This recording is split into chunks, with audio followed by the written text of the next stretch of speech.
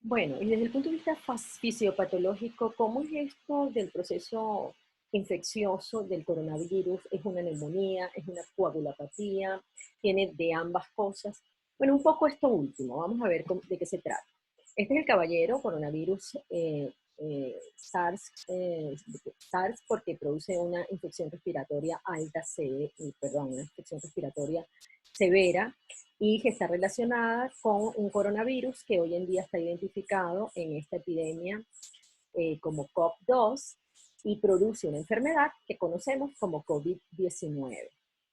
Este coronavirus, yo le explico a los pacientes, no es que él tiene una estructura que se acopla como una llave a una puerta que encaja perfectamente. Fíjense, esto es una estructura que si la vemos de manera lineal está constituida por múltiples elementos de proteínas fundamentalmente, y esas proteínas tienen a su vez, para el complejo proteico está formado por aminoácidos, y tienen a su vez estructuras que tienen elementos tipo carbono, fósforo, sulfatos, nitrógenos, etcétera, productos aminados y cargas eléctricas. Entonces, una cosa que es lineal se pliega tridimensionalmente en función de esas cargas eléctricas que hacen que unas porciones se atraigan y otras se rechacen, y expone unos sitios que son más o menos afines a otras estructuras corporales en los huéspedes que ellas invaden, en este caso el ser humano. El ser humano tiene un sistema inmunológico que reconoce lo propio, y eso se llama tolerancia. ¿Qué quiere decir? Que yo eh, tengo conocimiento de lo que es mío y en ese sentido no lo ataco porque estoy familiarizado con esas estructuras. Pero una estructura nueva que entra a mi cuerpo, yo la voy a desconocer como propia y en ese sentido elevo dos tipos de respuestas. Una primera respuesta que es inmune y se llama innata, generalmente celular, está mediada por un conjunto de células que hacen un primer pitazo, una alarma intensa de que mira, tengo este tipo aquí y esto hay que contenerlo de alguna manera. Y una segunda respuesta que ya es dirigida, donde de alguna manera una célula general, digamos, llamado linfocito T, se pone en disposición de preparar un batallón de soldados, y estos soldados se llaman linfocitos B, y esos linfocitos B generan anticuerpos de defensa. Anticuerpos de defensa que por lo general son del tipo IgM, IgG en suero o en la sangre, y del tipo IgA en la superficie de las mucosas. Son proteínas de defensa, tal cual las elaboramos cuando nos vacunan. Cuando uno lo vacunan contra la hepatitis, le ponen, digamos, una forma de virus atenuado para que uno desarrolle una respuesta inmunológica de reconocimiento de esa partícula viral que está atenuada para que no nos produzca la enfermedad, y lo que el cuerpo va a generar son anticuerpos de defensa que además quedan como una forma de células y de anticuerpos de memoria. ¿De memoria qué quiere decir? Que tienes un primer nivel de actividad intensa de estos anticuerpos que luego van a bajar en el tiempo, pero que quedan en latencia, en forma de memoria. Si me pongo en contacto con el virus de nuevo, yo llamo a mis células de memoria y vuelvo a producir en grandes cantidades estos anticuerpos, ya en una respuesta mucho más rápida y más violenta para defenderme. ¿Me explico? ¿Ok? Entonces, la segunda cosa importante, entonces, es que el sistema inmunológico reconoce o desconoce al virus como algo propio, y en ese sentido, el virus va a reconocer por afinidad alguna estructura corporal en la cual él acoplarse. Esa estructura que por afinidad nosotros hemos llamado receptor del virus, se llama el receptor de la enzima que convierte a una forma de angiotensina en otra forma de angiotensina. El receptor de una enzima que va a hacer que un producto llamado angiotensina tal se convierta en otro, y que tiene que ver con la regulación de la tensión arterial en nuestro cuerpo. Lo importante es que esa estructura viral tiene afinidad por esta estructura de receptor, que fíjense que es exactamente no, igual no, es plegada y es una estructura terciaria, porque de nuevo no existe ese contexto, sino nada más en los cartoons o para gráficamente lo entiendan, de que hay un acoplamiento perfecto entre una estructura y otra. Entonces, por afinidades se acoplan, y una vez que se acopla a las membranas o a la estructura que él considera es más afín a sí mismo, se despierta una cantidad de respuesta celular Y esa respuesta celular en general para el virus tiene que ver con producir cambios estructurales en esta célula que hagan que se inicien mecanismos de traducción genética de su código. Él drena su código en esa célula y él pone a la célula a trabajar para producir múltiples veces este único código en múltiples moléculas o partículas virales, que luego esta misma célula va a botar o va a enviar fuera de ella para que el fenómeno de colonización de células múltiples ocurra, que es el objetivo fundamental de esta partícula viral. Entonces, de nuevo, la partícula viral se acopla a un receptor por afinidades, hace un cambio estructural en la membrana de esta célula, donde esté ese receptor. Ese cambio estructural produce una respuesta de mediadores y esos mediadores aumentan la capacidad de producir a través de la maquinaria celular que no está reconociéndose en una indicación. Él no está viendo que la indicación viene de un virus, de una bacteria, no está viendo eso. Él está recibiendo una indicación. Produce este código muchas veces. Y entonces en el núcleo de esa célula se producen múltiples réplicas de ese código que finalmente salen como nuevas partículas virales para colonizar nuevas células en el sistema respiratorio en donde esté nuevamente ese receptor. Entonces, una partícula viral que contamina o que coloniza una célula es capaz de producir miles de partículas virales que van de nuevo a salir y a colonizar nuevas células del epitelio respiratorio. Y esto lo va a hacer cada vez que él encuentre un receptor con afinidad para sí mismo. Y ese receptor tiene dos particularidades. Está en alta incidencia o hay densidad importante de ese receptor en todo lo que es el epitelio respiratorio, desde la nariz hasta el pulmón, siendo muchísima más alta su densidad en una célula del pulmón alveolar. El alveolar es la célula, la estructura última de intercambio gaseoso de nuestro cuerpo. Es como una bolsita donde hay gas contenido y ese gas tiene el objetivo por gradientes de pasar oxígeno hacia la sangre para que en la sangre transporte el oxígeno al resto del organismo. Bueno, en ese alvéolo hay muchas células llamadas neumocitos donde hay alta densidad de expresión de este receptor. Y por eso es que este virus ataca tanto a las células pulmonares.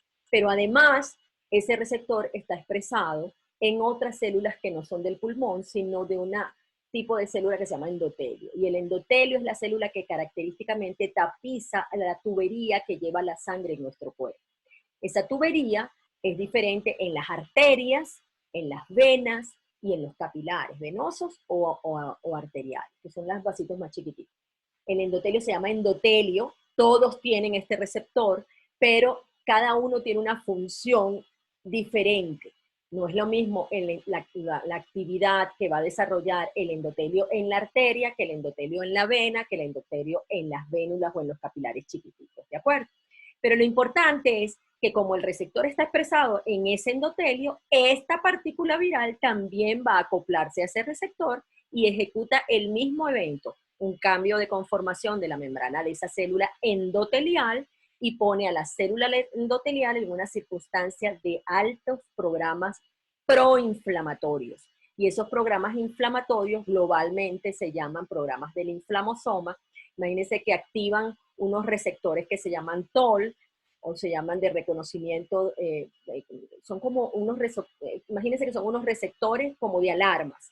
Y habitualmente esos TOL receptores son 10 en el contenido humano, en el cuerpo humano, en otras especies son más, pero en el humano están numerados del 1 al 10, pero se activan de acuerdo a quién me está activando. No es lo mismo lo que va a activar una bacteria que lo que va a activar un virus, que lo que va a activar un protozoario o un hongo. Los virus hacen un patrón de activación que produce unos programas que activan a su vez unas caspasas dentro de la célula, y en ese endotelio esas caspasas son capaces de inducir programas que generan entonces de la célula o del núcleo de la célula códigos para producir proteínas inflamatorias. Y esas proteínas inflamatorias son múltiples, dependiendo de cuántos TOL receptor y cuáles se activan. Porque como les dije, se activan varios y de forma simultánea y dependiendo de muchos estímulos diferentes, ¿no? Entonces, cuando se activan esos programas, se producen un primer paso interleuquina 1, después interleuquina 6, factor de necrosis tumoral, etc.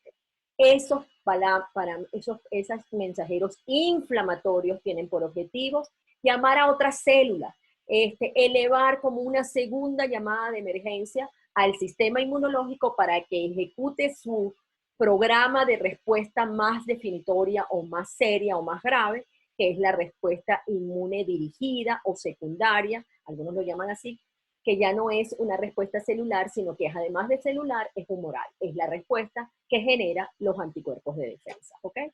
Entonces, de nuevo, el virus produce actividad, acoplamiento en receptores que están en las células del epitelio respiratorio y todas las células de los alvéolos, que es el último organela encargado del intercambio gaseoso, y también va a producir acoplamiento y activación inflamatoria de las células endoteliales, que son las células que recubren la tubería de la sangre. ¿Cómo va? Esto es lo que hace el virus una vez que se acopla.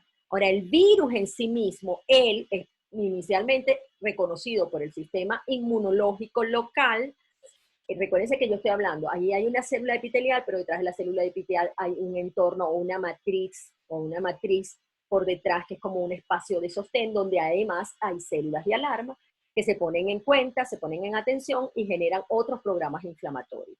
Entonces, fíjense, la primera, este virus con sus espículas desconocidas para el sistema inmunológico, despiertan la primera respuesta inmune, que es la respuesta celular, pero después esta respuesta inmune si persiste y no logra contener al virus, va a desarrollar una segunda respuesta inmune. En esa primera respuesta inmune hay interleuquina 6, interleuquina 1, interleuquina 8, el factor de necrosis tumoral, interferones, etcétera, que de alguna manera tienen como objetivo contener. ¿Ok? Estas son las células que inicialmente están involucradas en la respuesta primaria o inmune, monocitos, células dendríticas, neutrófilos y células T del tipo citotóxicas o natural killers, que se activan y producen entonces, por supuesto, programas de inflamación, se llaman inflamasomas. Siempre recuerden, para que este programa de inflamasomas se ponga activo, tiene que haber un cambio en la estructura de membrana, habitualmente una fosforilización o desfosforilización de una estructura receptora que cambia de conformación. Eso activa el sistema de actividad inflamatoria, esos mediadores inflamatorios o ese programa de inflamación pueden ser varios. Uno que produce cambios en el código de producción del núcleo de esa célula para producir nuevas moléculas inflamatorias, o eventualmente, dependiendo de la actividad del receptor que se activa, se produce una activación de otro programa tipo caspasas que eventualmente pueden producir poros en estas células para tratar todo el tiempo de contener a la célula que está infectada, ¿de acuerdo? En el endotelio, los programas inflamatorios producen grandes cambios en su estructura que pueden generar después, como parte del mecanismo inflamatorio y de contención, microtrombitos que ahorita vamos a ver.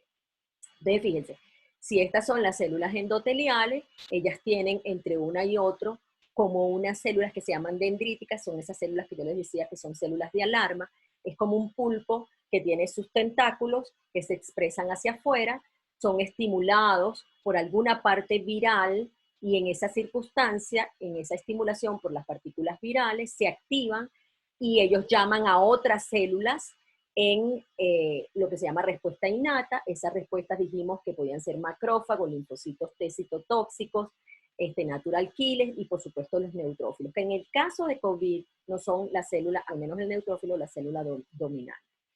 Cuando los linfocitos T están aquí involucrados en esta respuesta primaria, en este primer proceso de guerra y de alto intercambio con los macrófagos, que son su célula clave, pueden disminuir el número de linfocitos que circulan en la sangre y esa es la linfopenia inicial que nosotros vemos en los pacientes afectados por COVID.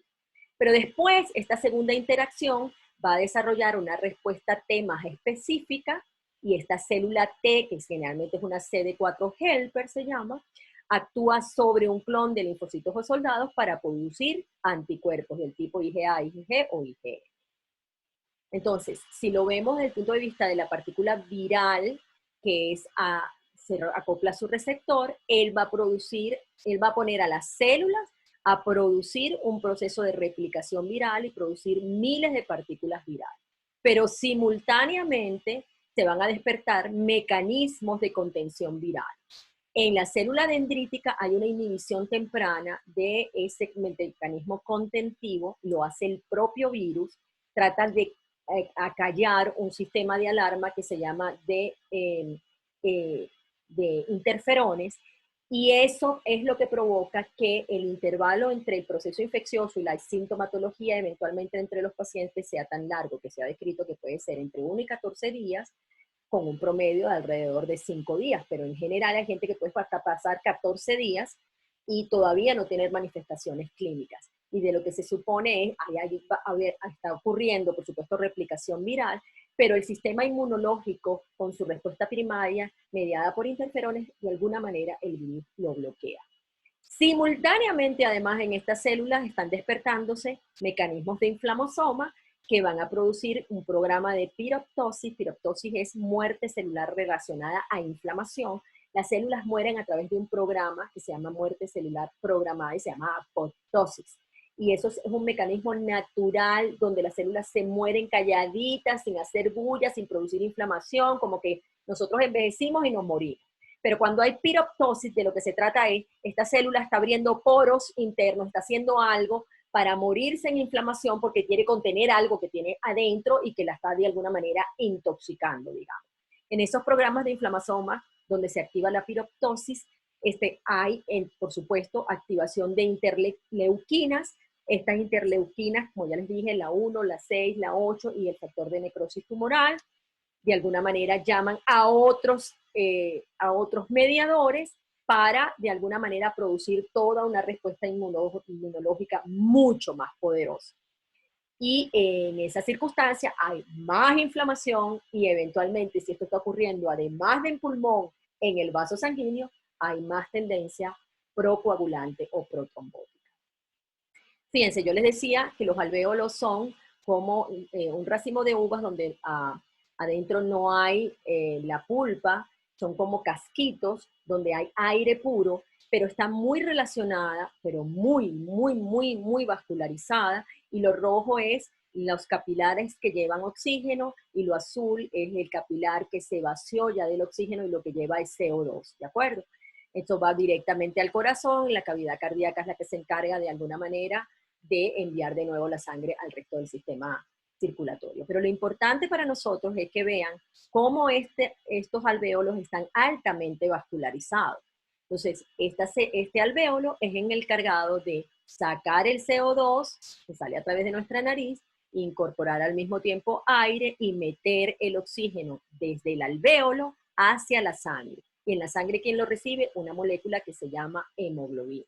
Si lo vemos transversalmente, el aire que está entrando con oxígeno viene por gradiente y con cambios conformacionales que ocurren en la molécula de hemoglobina cuando la tensión de oxígeno es baja, ella cambia su conformación, recibe oxígeno y al recibir el oxígeno cambia su conformación para no dejarlo escapar y viaja al corazón para que el corazón a través de su bombeo envíe esa sangre oxigenada al resto del cuerpo. Ese es el objetivo y el trabajo que hace el pulmón.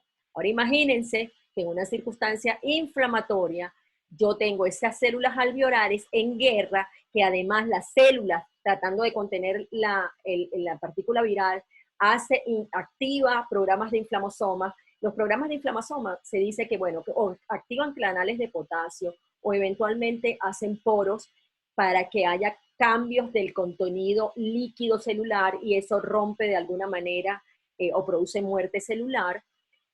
Pero eso está ocurriendo en un pulmón que debe estar sequito y que lo que maneja es aire.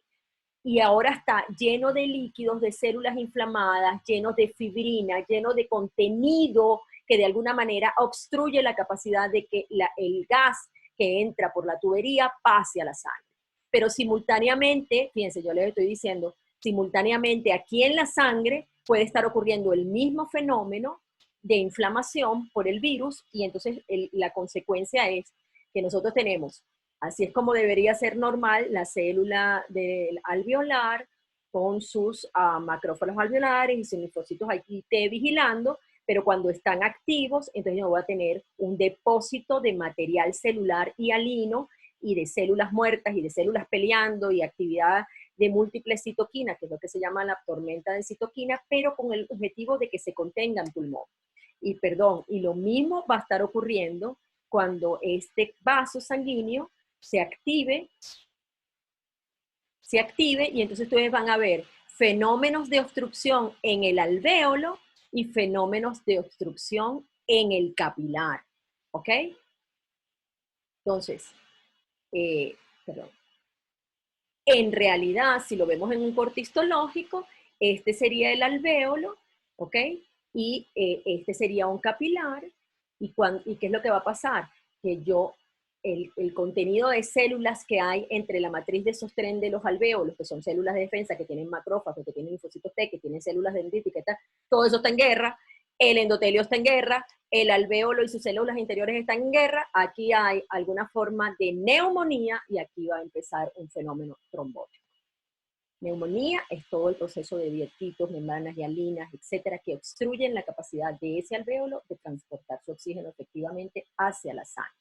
Pero además va a haber hipoxia. ¿Hipoxia qué quiere decir? Que la sangre no está recibiendo la cantidad de oxígeno que necesita, porque la tubería está tapada y el alvéolo está tapado por la neumonía. Y la hipoxia en sí misma va a producir de alguna manera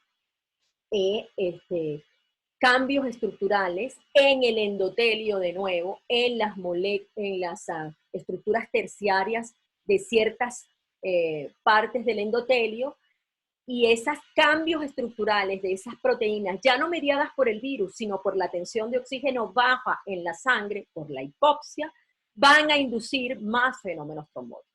Fíjate, en un vaso sanguíneo nosotros tenemos glóbulos rojos, glóbulos blancos, que son los de defensa, y estas estructuras pequeñitas son las plaquetas, que son las responsables de evitar que nosotros sangremos, ¿ok? Y son las responsables también de ejecutar trombitos.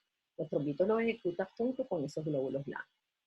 Realmente la estructura de lo que es arterias o venas, o vénulas capilares, o arteriolas, o capilares chiquiticos es diferente. Les decía, están tapizadas por endotelio, pero ese endotelio tiene actividades diferentes, cumple funciones diferentes, y claro, como el tamaño de esa tubería varía, la reología de ese vaso es diferente, se comporta el fluido de manera diferente, y eventualmente puedes tener más chance de hacer trombos o no, dependiendo de que si es más grandote o es más chiquitito. Lo importante es que a nivel endotelial nosotros encontramos igual el mismo receptor AC2 que les decía, y en el endotelio, en ese receptor se acopla de nuevo la espiga S del coronavirus y despierta en el endotelio unos fenómenos inflamatorios que de nuevo van a producir una respuesta del endotelio. A diferencia del alvéolo, el endotelio tiene células sanguíneas que le acabo de mostrar, donde están los macrófagos, los neutrófilos, los linfocitos T, todos los soldados de guerra en abundancia. Pero además, las células plaquetarias, que son las que se encargan de trombitos, viajan en esta tubería de manera diferente. Les cuento. En el centro viaja el glóbulo rojo, por fuera del glóbulo rojo viaja el glóbulo blanco, y muy pegadito al endotelio, que es la célula de la tubería, viaja la plaqueta. Sobre la estructura plaquetaria se desarrolla un trombo eventualmente. ¿Cuándo? Cuando ellas se activan. ¿Y cuándo se activan? Cuando el endotelio activado las llama por alguna razón. Entonces esas plaquetas activadas se acoplan al endotelio y sobre la superficie de la plaqueta activada se desarrolla toda la cascada de coagulación que finalmente va a conducir eventualmente a un trombo. Pero en este trombo participan además, sobre todo si es inflamatorio, otras células como los neutrófilos, los monocitos, etcétera, que constituyen como una net, y se llama net, así como se llama, y en esa net se quedan atrapadas células nuevas. Lo importante es que dependiendo de la amplitud de la tubería, un trombito puede obstruir completamente a este tubito, ¿ok? Y es más difícil que obstruya a este cuya luz es su diámetro es mucho más amplio, ¿ok? En todo caso, en realidad, Si ustedes lo ven a microscopía electrónica, fíjense cómo los linfocitos y los monocitos de alguna manera se van pegando a estructuras endoteliales llamados por el cambio que hace el endotelio, y el endotelio hace el cambio porque se fijó en él un enemigo y lo despertó en él una respuesta inflamatoria, y él está llamando a todos sus soldados para que vengan a ayudarlo. Una vez que se pegan, se activan, y cuando se activan cambian su conformación, y en esta estructura es donde se desarrolla el fenómeno de coagulación, que luego finalmente termina microobstruyendo la luz del tubo. Por supuesto, se realiza a través de interacciones de células con células y mediada por estas proteínas inflamatorias. Ustedes entenderán que las proteínas inflamatorias, mientras más elevadas, más chance tenemos de hacer microtrombitos. Ahora, es que el cuerpo está loco, está haciendo trombos locos porque él es loco. No, no, el trombo, ese es el cuerpo está diseñado para protegernos, y su sistema inmunológico generalmente sus respuestas son de defensa, es para protegernos. ¿Qué hace? Oye, mira, yo tengo esta partícula viral, voy a obstruir la vida aquí en este pulmón, en estos capilares, para que eso no siga para ninguna otra parte más allá, porque se va a sembrar en otro sitio. Entonces hace microtrombos inflamatorios de contención. Y el propio sistema inmunológico tiene mecanismos de lisado. ¿De lisado qué quiere decir? Después de que pasa el fenómeno inflamatorio y ya contuve los tipos y ya la cantidad de estos enemigos es mínima, yo desarrollo a través de mis sistemas inhibitorios otros programas que ahora son de lisado de esos trombitos. Ahora vamos a eliminar todo eso, como decía, barrer la casa y de nuevo quedamos limpiecitos. ¿Sí me explico? De nuevo, todo esto a través de mediadores y activación o desactivación de otros programas que son ahora ya no de inflamación, sino ahora son de lisado, se llaman de fibrinolisis, por ejemplo, por decirles algo. Entonces, en esta infección por el virus tenemos un fenómeno inflamatorio dominante que eventualmente puede desarrollar coagulopatía, y la coagulopatía por lo general es protrombótica más que hemorrágica. Ella se transforma en hemorrágica en otras circunstancias, no es lo frecuente en coronavirus, y por supuesto donde hay un componente infeccioso importante que inicialmente está focalizado en pulmón y se establece una infección respiratoria aguda y severa, por eso se llama SARS, por sus siglas en inglés, pero ese proceso infeccioso puede cambiar y hacerse ya no en pulmón, sino más sistémico, dependiendo de la respuesta inmune pobre o muy buena o exagerada que nosotros podamos tener como huésped. ¿De acuerdo? Entonces, de nuevo, recuérdense que todo este fenómeno contentivo o inflamatorio es el dominante tanto en la célula endotelial como en la célula respiratoria o del epitelio respiratorio superior, sobre todo el pulmonar, y en función de eso nosotros tenemos identificadas en la enfermedad fases. Una primera fase de replicación, donde yo le decía, por alguna razón, los interferones, que son parte de la llamarada, digamos, los pitos que pone y las alarmas que pone inicialmente el sistema inmunológico no ocurren de manera adecuada, y entonces ahí tenemos una importante parte de actividad viral, y esa actividad viral puede ocurrir entre 1 y 14 días, y el tipo estar completamente asintomático. Eso hace que si no estoy sintomático, yo estoy saliendo y brincando y todo, y transmitiendo esta enfermedad a otros posibles huéspedes que estén en mi entorno, contaminando a otra gente, ¿de acuerdo? En una segunda fase ya empiezan los síntomas respiratorios que los hemos descrito y son variables, aquello de que si me falta el gusto, que si me falta el olor, que si tengo o no un poquito de molestia respiratoria superior, que hay fiebre, por supuesto que es una alarma corporal inmediata, termostatos se ponen alarma y en alerta porque tenemos un enemigo en nuestro cuerpo, hay fiebre, hay fatiga, hay postración, la postración es particularmente importante en este virus, la fatiga, y eventualmente dependiendo del nivel de inflamación en pulmón, nosotros tenemos una primera fase donde hay una neumonía que tiene una característica para el coronavirus. Las neumonías por lo general que ustedes han podido apreciar en algún familiar, generalmente son de alguna porción del pulmón. Se infectó y tenía una neumonía basal derecha, o del lóbulo derecho basal, o del lóbulo medio del lado izquierdo, generalmente un foquito. Este es múltiple y en los dos pulmones. Entonces, oye, la capacidad de generar lesión pulmonar, dificultad respiratoria es inmensa, y eventualmente el paciente realmente se queda corto y genera lo que les dije, hipoxia, falta de oxígeno, y entonces el paciente tiene que ser considerado para ingreso, vigilancia inicialmente, o eventualmente se porta mal y tenemos que ir a tubo porque no me estoy oxigenando y tiene que ayudarme a alguien externamente, ¿de acuerdo? Todo eso producto de la respuesta inflamatoria, como acabamos de explicar. Y por último, puede pasar que la respuesta inflamatoria ya sea de tal magnitud, que el proceso inflamatorio sea de tal severidad, que ya no sea contenido en pulmón estrictamente, sino lo que se llama respuesta inflamatoria sistémica, y ahí entonces hay toque de hígado, toque de riñón, toque de corazón, toque de otros órganos, porque el fenómeno inflamatorio pasó de ser localizado, contenido, como lo quería el sistema inmunológico, a una cosa un poquito más sistémica. Y ahí puede ocurrir que eventualmente haya falla de múltiples órganos y eventualmente, por supuesto, la muerte del paciente, que puede ocurrir por simplemente falla del pulmón en su capacidad de oxigenar, por complicaciones relacionadas al tubo, que se infecte con otras cosas, con otras bacterias locales, etcétera, porque el sistema inmunológico está en otras circunstancias, o finalmente que haya falla de otros órganos como es riñón, como es corazón, etcétera. Dos cositas con respecto a la parte trombótica como parte final. Y es, la parte trombótica inicial es microtrombos a nivel de la microvasculatura, etc. ¿Qué pasa? El paciente está relativamente encamado, bien sea que está, por supuesto, si está en tubo, está encamado.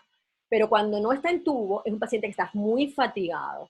Hay dos programas, o sea, los programas biológicos nuestros son programas de crecimiento, de reproducción y de mantenimiento.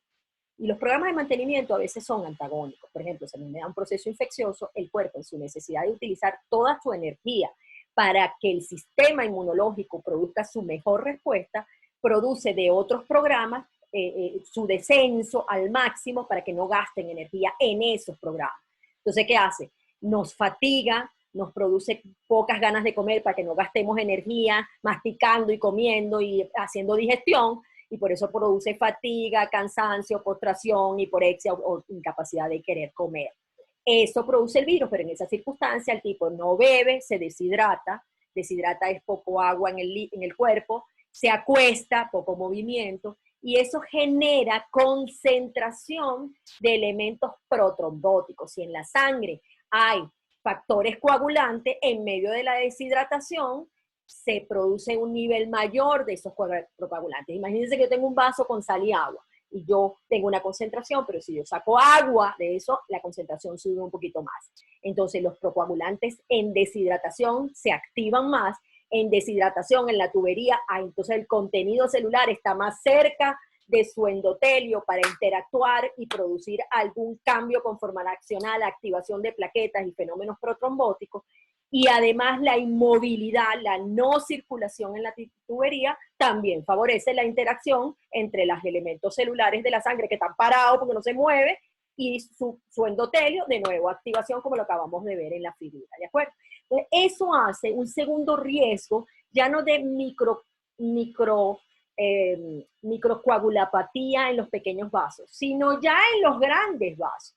Y eso produce trombos, eventualmente en piernas, que pueden viajar desde la pierna porque se fracturan en algún cambio de movimiento, lo que sea, y viajan como si fuera una piedra. Y en ese viaje pueden producir obstrucción de otros sitios a distancia. Y eso se llama enfermedad tromboembólica. Y de alguna manera eso complica la evolución en la forma coagular.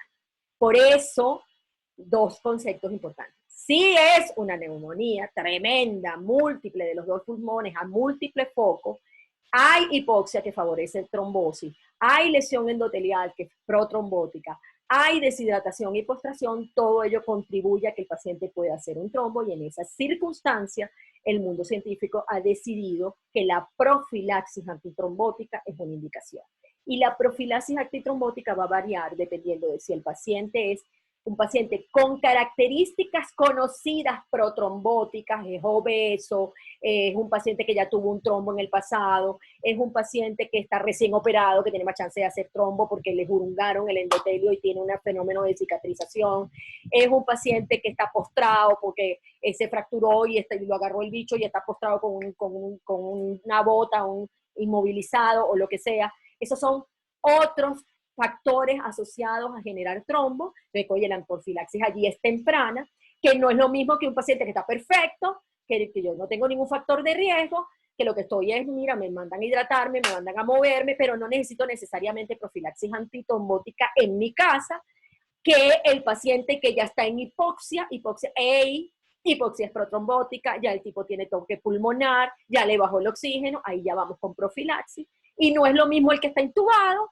porque el que está intubado probablemente el riesgo es muchísimo mayor y en esa circunstancia ya no es una prevención antitrombótica que lleva unas dosis relativamente bajas de anticoagulantes, sino que damos unas dosis más altas ya de anticoagulación formal para maximizar la protección y evitar fenómenos tromboembólicos que compliquen la evolución del paciente, ¿de acuerdo?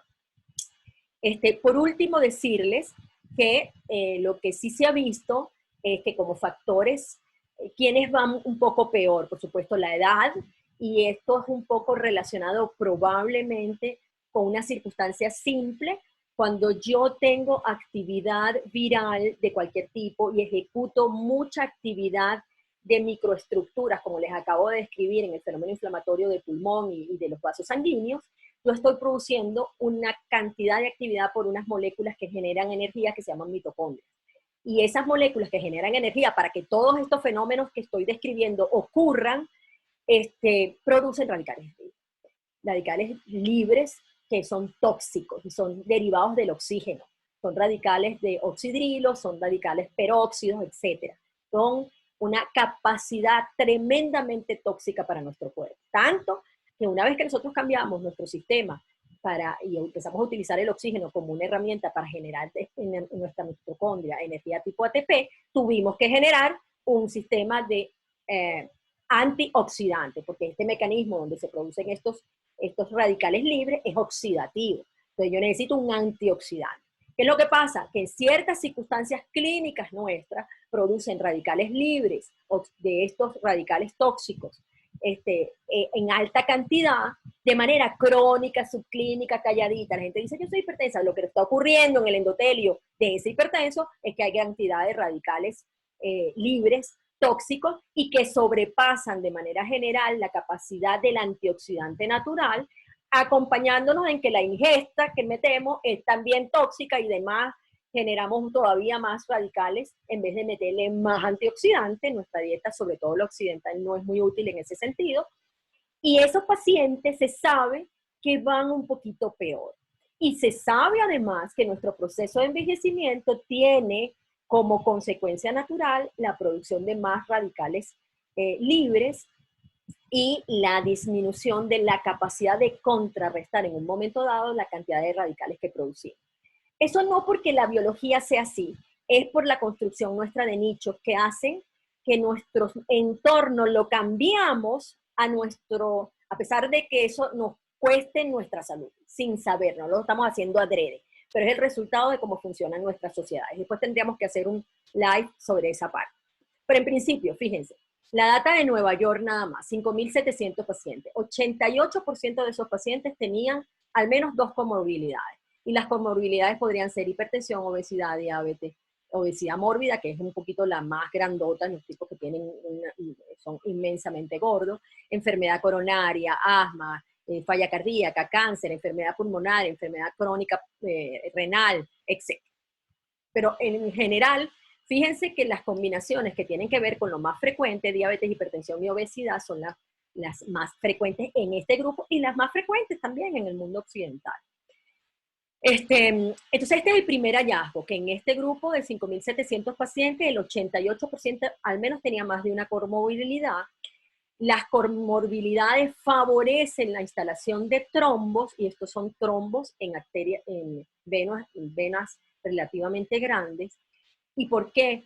Porque ya hay un endotelio enfermo, les estoy diciendo, ese endotelio, ya ahí hay una endotelitis crónica, que además produce inflamación crónica, y el paciente hipertenso, diabético, resistente a la insulina, obeso, no lo sabe, pero eso es así. Si uno le midiera en su sangre los mediadores de inflamación que acabo de describir, interleuquina 1, interleuquina que es factor de necrosis tumoral, que indirectamente liba, proteína C, ferritina, etcétera, son los mismos que voy a encontrar inflamados en estos pacientes, ¿de acuerdo?